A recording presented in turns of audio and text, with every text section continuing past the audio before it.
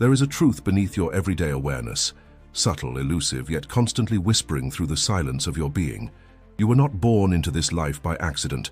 The circumstances that welcomed you, the family, the body, the time, were not random. Before you took your first breath, before your soul merged with this physical form, you stood in a space outside of time and made sacred agreements. You chose certain souls. You made promises. And those promises are at the center of the journey you now walk. We often think of life as a linear progression, birth, experience, death. But according to the wisdom revealed through Weiss and the many souls who have journeyed back through his past life regressions, time is not so simple. The soul remembers beyond the veil. The soul prepares, chooses, and enters this realm with intention. Have you ever met someone for the first time and felt something inexplicable? A deep sense of recognition, a familiarity not rooted in memory. That sensation may not be imagined. It may be the echo of a vow made long before you arrived here. You see, the soul is not only shaped by past lives, it is also guided by the connections it chooses before incarnation. In his groundbreaking work, Dr. Weiss discovered a recurring theme in the stories of those under deep hypnosis. Over and over, people described encounters with souls they knew from before this life. They spoke of spiritual realms, of councils, of love and light so profound it defied language. And in that realm, they remembered making choices, not from fear or obligation, but from a profound desire to learn, to heal, and to fulfill karmic destinies. They chose relationships, hardships, and allies. They made soul contracts with 3 types of people in particular, beings who would catalyze awakening, growth, and remembrance. But before we speak of these 3, let us stay here for a moment. Within the silence of this first realization, you chose this life. Take a breath and feel the gravity of that. Everything begins to shift when we recognize that we are not victims of circumstance, but architects of experience. When we acknowledge that we as souls participated in the formation of our own path, something within us softens. We become more present, more accountable, more compassionate with ourselves and with others. The soul is ancient, but the memory of its purpose becomes veiled by the noise of modern life. Our culture rarely encourages us to look backward beyond this life or inward into the timeless. But the clues are always there. In dreams, in the people who trigger us, in those who uplift us, and in the moments of déjà vu that defy logic. Each is a breadcrumb leading us back to remembrance. Weiss teaches that the healing of the soul often begins with this remembering. That to revisit the place before birth is to reconnect with a love that transcends all pain. That when we begin to see the people in our lives not just as random characters, but as soul companions we once promised to meet, everything changes. Judgment dissolves, forgiveness arises, and purpose returns. If this resonates, it is not by chance. You are remembering now, and if you feel that something within you just opened, that a truth long forgotten is beginning to rise, stay close. There is more. The soul has a map, and on that map there are 3 souls you promised to meet. Let us walk toward them, one step at a time. And if these words are stirring something in your inner landscape, trust that sensation. Let it guide you. Subscribe to this channel not just to stay connected, but to continue walking this path of remembrance together. Not all meetings in this life come gently. Some enter like fire, disruptive, intense, undeniable, and yet these are often the most sacred encounters. The first soul you promised to meet before you were born is the one who awakens you. They are not here to comfort you, they are here to shake you, to burn away illusions, to remind you that you are more than the identity you've constructed. This person may not stay long in your life, but their impact will be seismic. Weiss often spoke of the catalyst soul. This is someone with whom you made an agreement. When we meet, I will help you remember who you are. It's rarely a smooth connection. In fact, it often begins with friction, intense emotions, conflict, attraction, or confusion. But beneath the surface of chaos lies a sacred purpose. Their role is not to walk beside you forever, but to activate something within you that has been dormant for lifetimes. This soul could appear in many forms: a passionate but short-lived romance, a mentor whose words unlock dormant truths, a rival who triggers your deepest insecurities, or even a stranger who leaves a lasting impression. What unites them all is the energetic shift they cause. After their presence touches your life, you are no longer the same.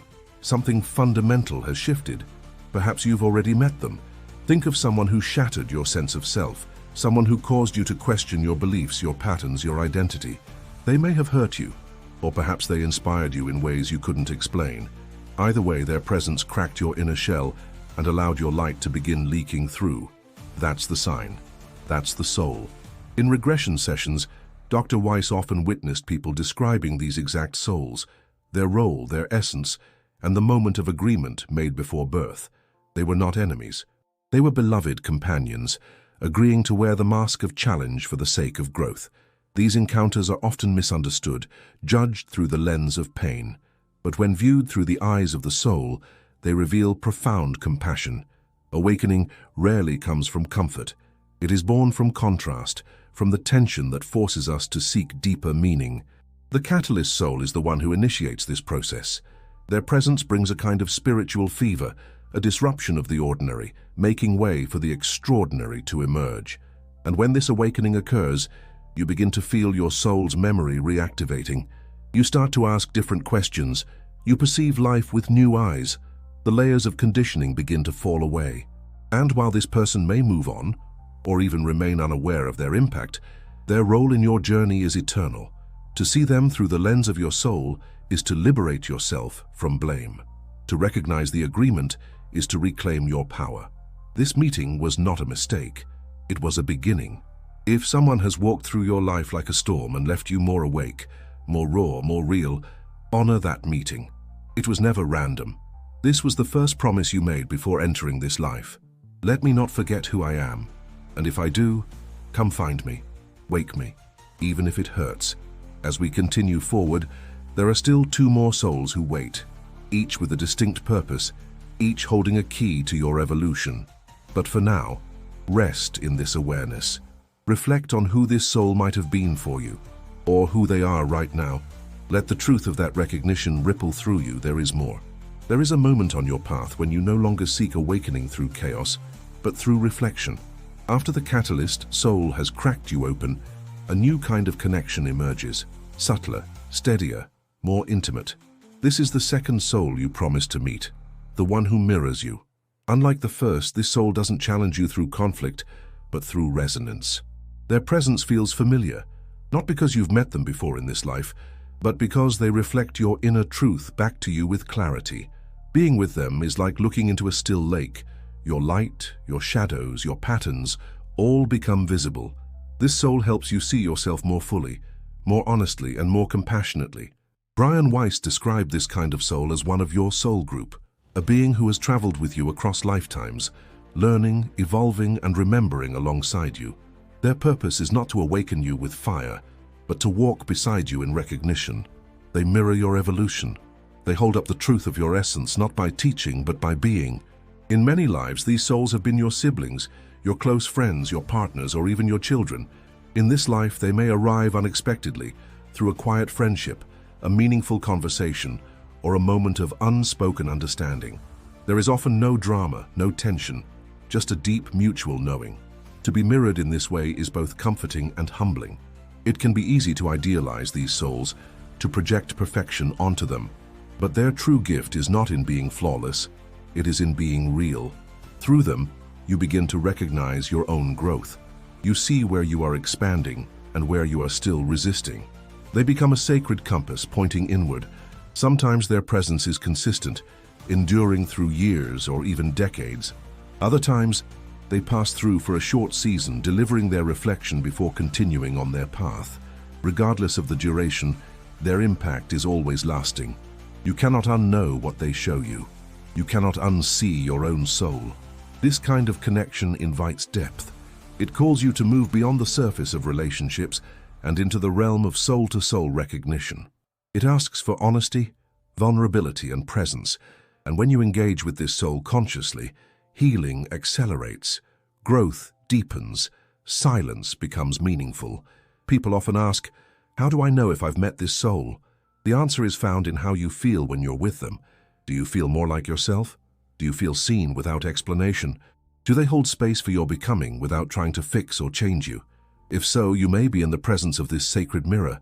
In regression, Many people guided by Dr. Weiss have returned to moments between lives where they encountered these souls again and again. They hugged, laughed, remembered.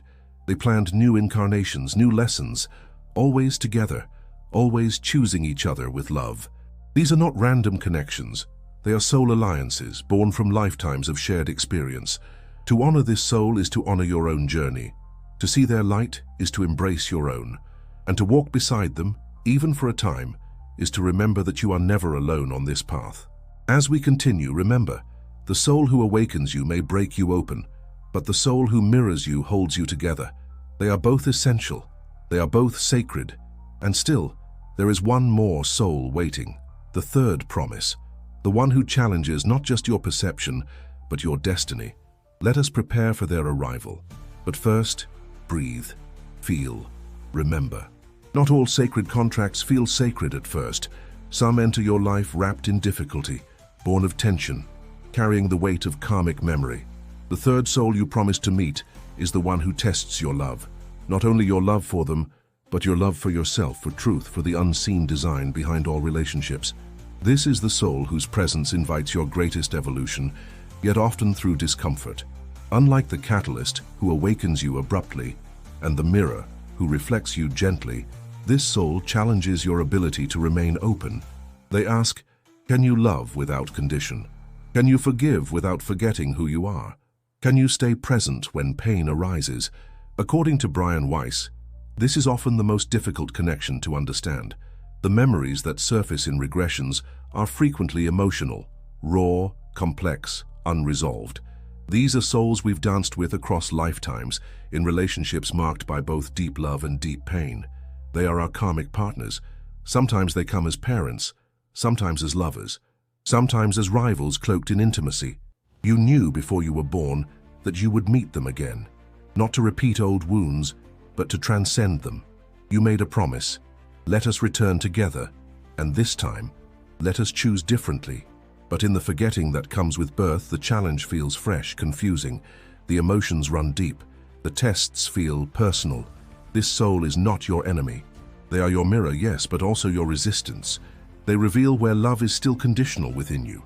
They show you where your heart closes, where judgment rises, where fear still governs your choices. And in doing so, they offer you a chance, again and again, to choose differently. To love them is not to allow harm. It is not to erase boundaries. True love, as your soul understands it, includes discernment, clarity, and freedom. The test they bring is not submission. It is strength through compassion, to remain loving without abandoning yourself, to release the need to fix them, change them, or make them understand, to simply love and let go when necessary. These are the hardest relationships to navigate, yet they hold the deepest potential for soul growth. Through them, you confront the parts of yourself still longing to be healed. Through them, you remember what unconditional love actually means, not sentimentality but the fierce grace of presence. And when through your own inner work you reach that state, when you meet their challenge with peace instead of reaction, you complete the contract. The karma begins to dissolve. The bond, once forged in pain, becomes a bridge to freedom. Many souls under Dr. Weiss's guidance have recalled these contracts with tears in their eyes. They saw the lifetimes of entanglement, the repeating patterns, and the final powerful moment of release. It was never about winning. It was never about being right.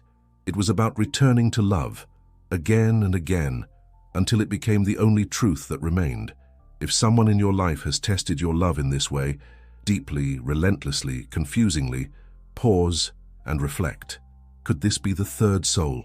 Could their presence be a sacred echo of a promise made long ago?